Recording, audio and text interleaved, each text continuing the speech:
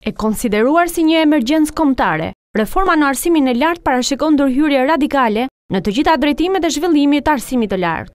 Vendosja e kriterit të notës mesatare. Vitin e parë, 6 do të jetë nota mesatare kufi për të pranuar në universitet dhe më pas do të shkohet drejt 7-s. Kriteri i notës mesatare nuk do të vlejë për artet dhe sportet, pasi ata do të vazhdojnë të përzgjiten me konkurs, ndërsa do të rikthehen konkurset e pranimit edhe tek mjekësia. Ndryshim rrënjësor parashikohet edhe për sistemin part-time, i cili do të vazhdojë të funksionojë, por do të dyfishohet kohëzgjatja e saj, ndërsa do të vendosen kritere më të rrepta për ata që do e ndjekin. Po ashtu, ndryshime do të pësojë edhe skema e re se si do të shpërndahen fondet e buxhetit të shtetit për universitetet publike. Universiteti do të ketë mundësi të përdorë si të dojë fondet e dhëna, por në fund të vitit do të auditohen nga ministria dhe në rast se rezulton se paratë nuk janë përdorur mirë, do të penalizohen duke u ndërprerë fondet për vitin e ardhshëm. Një ndër ndryshimet më të rëndësishme që pritet të reflektojë reforma e re në arsimin e lartë janë edhe tarifat e shkollimit të sistemit publik, që do të përafrohen me ata të sistemit privat. Për studentët që bëjnë pjesë në kategoritë sociale në nevojë, do të ketë mbështetje financiare nga shteti,